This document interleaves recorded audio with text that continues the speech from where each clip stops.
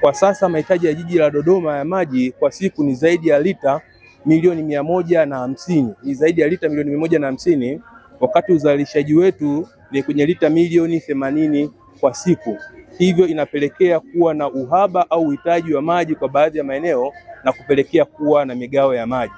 Hivyo katika wiki kila siku huwa kuna migao baadhi ya maeneo, na huwa tunaisema kabisa, mathalani kwa siku ya leo migao ipo maeneo ya Nkuhungu, iko maeneo ya Ipagala, iko maeneo ya Makulu, iko maeneo ya Maili Mbili mpaka Miuji. Sasa kumekuwa kuna changamoto, baadhi ya watu kulalamika kwamba migao imekuwa mikali sana. Ndugu mwandishi, inategemea. Naomba nifafanue hapa kiutaalamu kidogo kwamba kuna baadhi ya watu katika migao wamekuwa wanapata maji almost kila siku, lakini kuna wengine wanapata siku mbili, kuna wengine wanapata siku tatu. Hali hii inasababishwa na sababu ya kwanza kabisa huwa ni sababu za kijiografia, kwa maana kwamba eneo analoishi huyo mtu na miundombinu yetu ilipopita. Kwa watu ambao wako maeneo ya juu huwa wanachelewa kupata maji ukilinganisha na watu walioko maeneo ya chini. Utakuta paka mtu wa chini apate maji akitosheka, akijaza maji ndipo maji anapata nguvu kuelekea kwa mtu wa juu.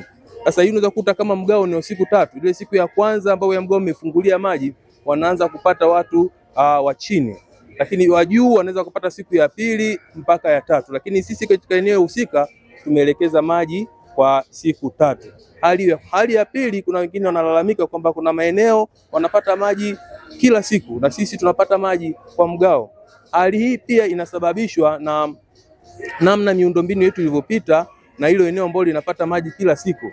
Mathalani unapata maji, unataka kupeleka maji point B au point C, lile bomba linapita point A. Kwa lazima huyu mtu wa point A atayaona haya maji, siku ya mgao wa point B atayaona, siku ya mgao wa point C atayaona. Hiyo ndio hali ya migao ya maji katika jiji letu la Dodoma. Mara nyingi wenye malalamiko hayo ni wale watu ambao wanaishi kwenye sehemu zenye miinuko ambapo maji huwa yanachelewa kufika. Maji sisi huwa tunayafungulia saa 11 alfajiri, lakini utakuta sehemu nyingine yanafika saa 3, sehemu nyingine yanafika saa 4, sehemu nyingine yanafika saa 5. Mdau mwingine anakuja kuiona maji saa 6, mdau maji kwenye tenki nako tayari yameshaisha. Kwa hiyo yatakaa kwa muda mfupi sana. Saa 6 mpaka saa 7 au saa 8 maji yameshakatika. Lakini kuna yule mtu ambaye aliyaona tokea saa 11, yeye ameyaona mpaka muda huo wa saa 8. Ndio hali hiyo inayotokea.